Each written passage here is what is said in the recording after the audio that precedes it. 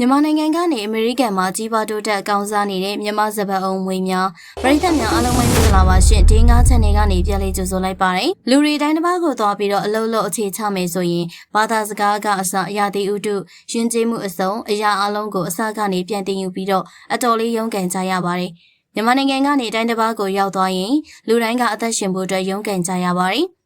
ဒါပေမဲ့မြန်မာနိုင်ငံကနေတိုင်းတစ်ပါးမှာကြီးပွားတိုးတက်ကောင်းစားနေရကတော့ Burmese Python လို့ခေါ်တဲ့မြန်မာမျိုးရင်းစပတ်အုံမွေကြီးပါပဲ။မြန်မာစပတ်အုံမွေတွေကမြန်မာနိုင်ငံအပါအဝင်အရှေ့တောင်အာရှဒေသရင်းမျိုးစိတ်တွေပါ။ဒါပေမဲ့လည်း1990နဲ့1980ပြည့်လွန်နှစ်တွေမှာအမေရိကန်နိုင်ငံကိုအိမ်မွေးတီလေးတွေအနေနဲ့အကောင်ရီတောင်းနေချီပြီးတော့စီးပွားဖြစ်တင်သွင်းခံခဲ့ရပါတယ်။အစပိုင်းမှာတော့အယောင်သွေးလှပပြီးတော့အစိတ်မရှိတဲ့ဒီမွေးပေါက်လေးတွေကိုအမေရိကန်တွေကအသေးအတန်ဝယ်ယူမွေးမြူခဲ့ကြပါတယ်။ပြဿနာကဘေးကားစားလဲဆိုတော့ဒီမွေတွေရဲ့အမကန်ကြီးထွားနှုံးပါပဲ။မြမစပတ်အုံတွေကအလျားပေ20နီးပါးအလေးချိန်ပေါင်း200ကျော်ထိကြီးထွားနိုင်တဲ့ကမ္ဘာအကြီးဆုံးမွေမျိုးစိတ်တွေထဲမှာပါဝင်ပါတယ်။မွေတွေကြီးလာတဲ့အခါမှာအစားအသောက်စိတ်ကလည်းကြီးနေရာကလည်းမဆန်တော့တဲ့အတွက်မွေးမြူသူအများစုဟာသူတို့ရဲ့မွေတွေကိုဖလော်ရီဒါပြည်နယ်က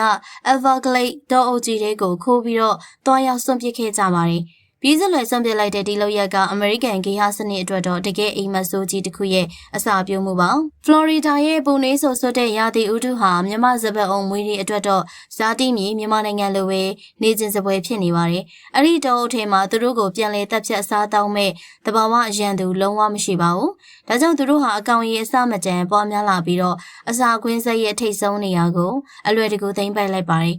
ရက်ဆက်တဲ့သားကောင်ဖမ်းသမားတွေဖြစ်တဲ့ Burmese Python တွေကဖလော်ရီဒါတောအုပ်ထဲကနိုးတိုက်တရဝါတွေ